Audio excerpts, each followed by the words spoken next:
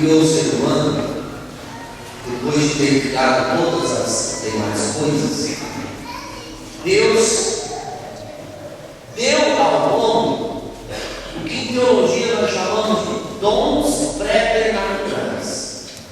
O que significa isso? São dons que colocam o ser humano além da sua condição natural. Então, por exemplo, o ser humano, por ser um ser biológico, biologicamente ele está destinado a morrer, como todos os seres vivos, as plantas, os animais. Mas lá no paraíso, Deus deu ao homem o dom preternatural da imortalidade. Então, segundo a Escritura, o homem que pela sua condição biológica deveria morrer, não morria. Não porque fizesse parte da natureza do homem não morrer, mas porque Deus dava a graça de o homem viver para sempre. Deus dava a graça do homem ser imortal. O problema é que, fazendo uso dessa imortalidade, fazendo uso do seu livre-arbítrio, o ser humano se rebelou contra Deus. E se rebelando contra Deus, criou uma condição de vida miserável na terra. É a condição de pecado. Então, aquela vida que foi feita para ser vivida para sempre, se tornou agora miserável, uma vida tão sofrida, que agora, se Deus deixasse o dom da imortalidade do homem, isso, ao invés de ser uma graça, seria uma desgraça. Porque olhe para a vida que nós temos hoje, a vida que a humanidade vive hoje. Se por um lado nós não temos um instinto, uma inclinação natural para morrer, ninguém deseja morrer, ninguém busca a própria morte. Se alguém busca a própria morte, está em alguma condição patológica, porque não é normal. O ser humano tem um instinto de sobreviver. Qualquer um de nós, quando ameaçado a perigo de morte, repele o risco de morrer. Mas, por outro lado, repare, essa vida, como ela se tornou, como ela está no mundo, a nossa vida humana, seria insuportável viver esta vida para sempre. Insuportável. Então, o mesmo Deus que deu lá no princípio, quando a vida era bem-aventurada, santa, feliz, com a amizade do homem para com Deus, aquele Deus que deu ali o dom da imortalidade, agora retirou esse dom. Isso é figurado no Gênesis com a expulsão de Adão e Eva do paraíso. Ou seja, Deus tira o dom da imortalidade do ser humano tinha. Isso é sinal da ruindade de Deus? Não. Por incrível que pareça, é o sinal de que, apesar do pecado, Deus continua sendo bom. Porque Ele viu que nós não suportaríamos viver a vida como ela se tornou, vivê-la para sempre. Então, a morte, que antes era um mal, uma desgraça, agora ela é um remédio para essa vida. Um remédio muito amargo.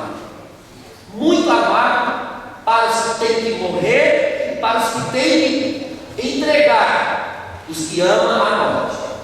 Dolorosíssimo, mas é o único remédio para a condição humana como ela se tornou.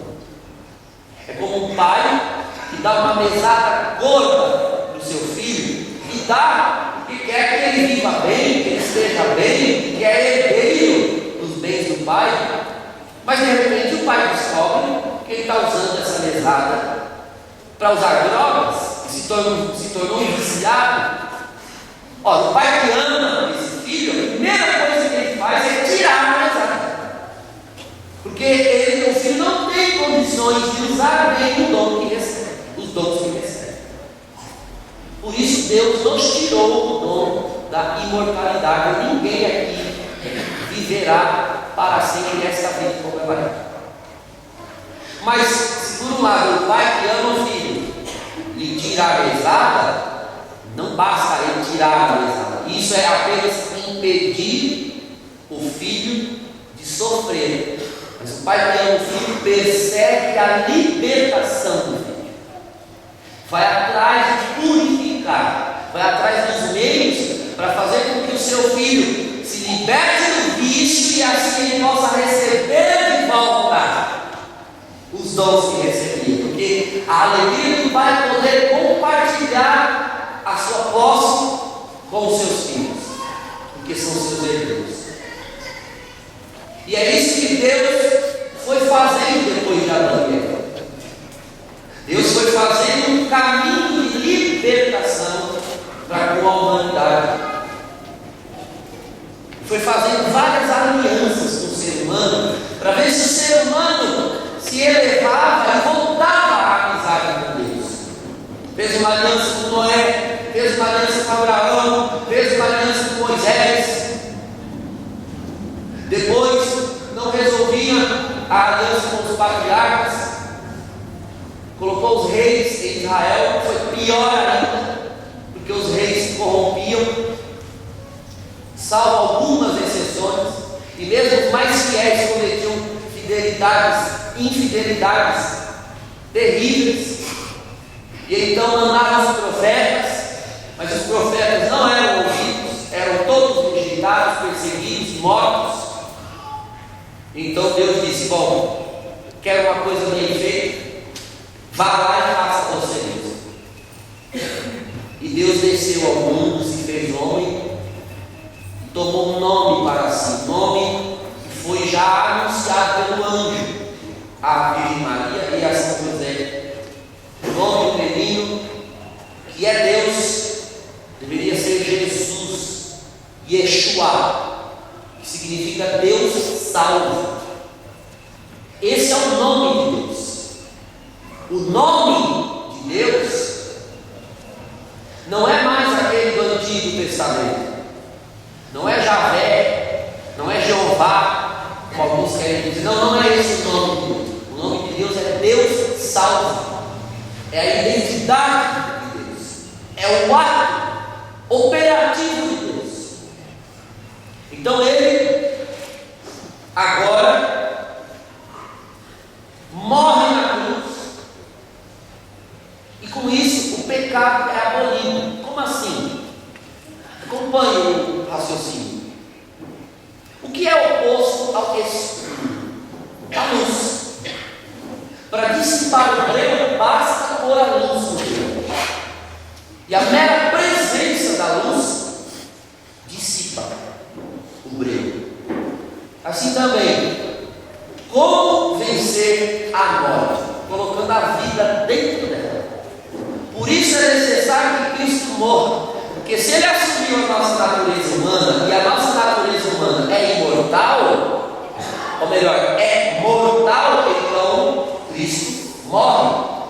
Acontece que é preciso olhar quem é esse que está morrendo. A vida. Ele é a vida. E o autor da vida. Ele é aquele Deus que deu a herança e tirou, e agora desceu, e ele entrou na morte como uma luz entrando no escuro. E se a luz ao entrar no escuro vence a escuridão, a vida entrando na morte derrota a morte. E assim como quando se acende a luz no escuro, já não há mais escuro, se a vida entra na morte, a morte não existe mais. Essa é a verdade, essa é a verdade. A partir de agora, a morte, ela é como quando se acende a luz, uma luz tênue no escuro. Quando se acende uma luz fraca, tênue no escuro, o que existe ao redor é uma penumbra, mas escuridão mesmo já não existe mais. Quando Cristo entra na morte, por ele ser o único ser humano que é vida ao entrar na morte, a partir de agora, irmãos, a morte não existe mais da maneira como ela era antes de Cristo. Nossos corpos morrem, mas eles não estão mais condenados a permanecer na morte. A morte que nós vemos hoje é uma penumbra, é uma sombra. O Porque se a vida entrou nela, ela já não tem o poder de julgar. E hoje, na Páscoa do Senhor, ao ressuscitar, está revelado que a morte foi vencida. Ora, o que era a morte? Não era justamente um castigo pelo pecado? Então, se o castigo foi retirado, logo o pecado foi vencido. Se não existe mais morte, então não existe mais o pecado. E alguém poderia dizer: bom, Jesus ressuscitou então, de corpo e alma. Sorte dele, ele é Deus, ele ressuscitou, ele não morre mais, diz a carta aos Romanos. Sorte dele, parabéns para ele. Eu estou lascado, eu vou morrer. Tem um buraco para mim ali no municipal, no bosque, ou em outro lugar onde você tem um jazigo, e é isso aí. A sorte é dele, não é minha. É aqui que você se engana.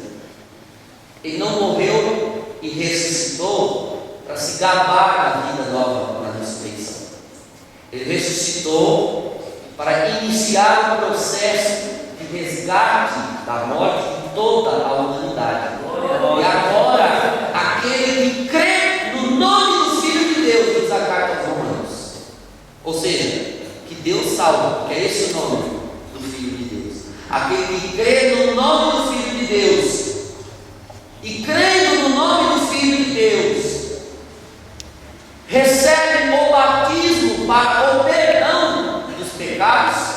Ao passar pelo batismo, recebe a mesmíssima força, o mesmíssimo Espírito que ressuscitou Jesus dos mortos. E diz lá a primeira carta de São Paulo aos Coríntios, que se o Espírito de Jesus, o Espírito Santo, que ressuscitou dos mortos, mora nos nossos corpos, então esse mesmo Espírito também nos ressuscitará. Mas é preciso passar pelo processo que Cristo passou. Cristo, mesmo sendo a vida, morreu. Eu e você, que não somos vida nenhuma, não vamos morrer? Vai morrer, apodrecer bonitinho.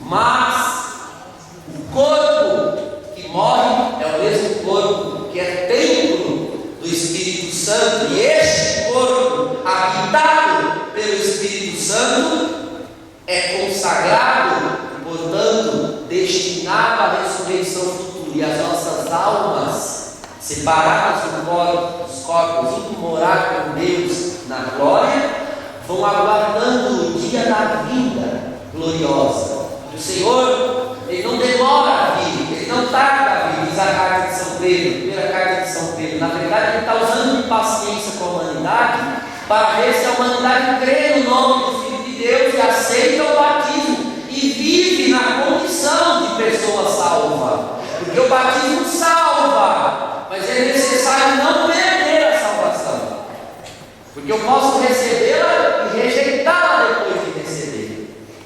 Por isso nós ouvimos na segunda leitura: se você ressuscitou com Cristo, ou seja, se o Espírito da ressurreição mora em você, se esforce por buscar o que é do alto, se desligue da terra, se desligue da cobiça da terra, se desligue da luxúria da terra, da depravação da terra, do materialismo da terra, dos rancores que são próprios, das mágoas que são próprias dos homens da terra. Porque você, embora esteja na terra, é cidadão do céu, porque o céu mora na tua alma, porque o Espírito Celeste mora na tua alma e habita o teu corpo de cristão batizado. É necessário, portanto, lutar e se empenhar para não perder a salvação que foi dada, está dada, está aí. Basta manter a veste batismal, a alma purificada, sempre limpa. É difícil manter uma roupa sempre limpa. É necessário lavá-la continuamente. E se lava a veste por meio da confissão, se lava a veste por meio da oração, se lava a veste por meio da Eucaristia. Aí se lava a veste. Porque aquele que se apresentar diante dele com as vestes sujas será considerado alguém que não valorizou, alguém que rejeitou a salvação que lhe foi dada. E a eles o destino dos que rejeitam. Há rejeição eterna no fogo do inferno. Mas aqueles, irmãos, que amaram essa vida, aqueles que, embora continuem pecando porque são fracos, mas não se conformam com os seus pecados e não adotam os seus pecados como estilo de vida, como modo de viver, estes, se o Senhor, quando vier encontrar lutando, lhes dará a vida eterna. E aqueles que, se estivermos mortos quando Ele vier, tivermos perseverado até o final, então as nossas almas serão devolvidas aos nossos corpos, e os nossos corpos, estando no estado em que estiverem, puro osso, puro pó, o Espírito Santo, por obra maravilhosa, vai restaurar os nossos corpos, e nós vamos poder dizer o que Jó disse no Antigo Testamento: na minha carne eu verei a Deus, na minha carne eu abraçarei a vida de Deus. Não confunda a ressurreição de Jesus e a nossa ressurreição futura com a ressurreição de Lázaro, por exemplo, ou da filha de Jairo, ou do filho da viúva de Naim, porque aqueles voltaram a viver, mas voltaram para essa vida miserável aqui. Lázaro, por exemplo, depois de ressuscitado, diz o Evangelho de João, que os fariseus tramaram a matá-lo. Então ele tinha morrido de enfermidade anteriormente e depois morreu assassinado. Eu não sei o que é pior: você ter ressuscitado, você ter morrido duas vezes. Pior que morrer duas vezes. Jesus operava essas ressurreições para demonstrar. Os milagres de Jesus são sinais do que Ele é. Então Ele ressuscita essas pessoas na Bíblia para demonstrar que Ele tem o poder sobre a morte. Mas aquelas não foram ainda a ressurreição que Ele lhes reservou. Porque Lázaro morreu de novo, filha de Jairo morreu de novo, filho da viúva de Naim morreu de novo. Mas Cristo não morre mais. E quando nós ressuscitarmos, nós também não morreremos mais. Aí sim, nós já libertos dos vícios, dos pecados, o Filho todo purificado, o Pai pode devolver o dom da imortalidade. E nós, irmãos, recebemos a promessa, a garantia de que a ressurreição de Cristo será a nossa também, por meio do santo batismo.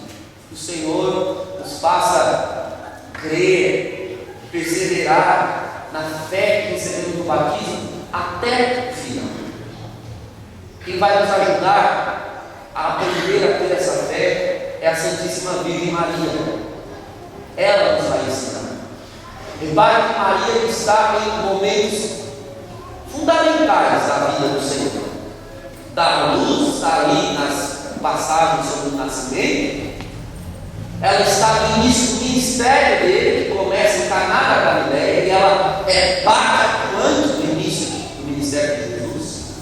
Ela está aos pés da cruz, ela está em Pentecostes, mas repare, não há um texto que mencione a presença da Santíssima Virgem como testemunha da ressurreição. Nenhum texto diz. Ressuscitado não apareceu a Virgem Maria, segundo os Evangelhos. Existem algumas tradições da igreja, muito piedosas, que dizem que Jesus teria aparecido privadamente a Nossa Senhora, talvez até antes de Maria Madalena, enfim.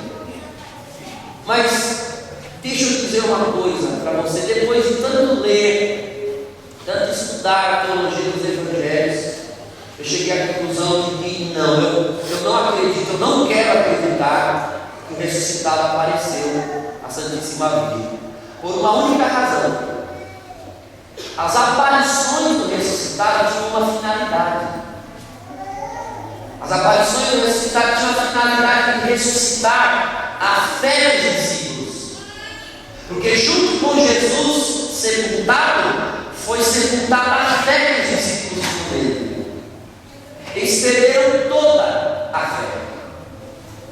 A própria Madalena, ao ver o túmulo vazio, eles levaram o corpo do Senhor, roubaram, sendo que Jesus havia dito que ia ressuscitar.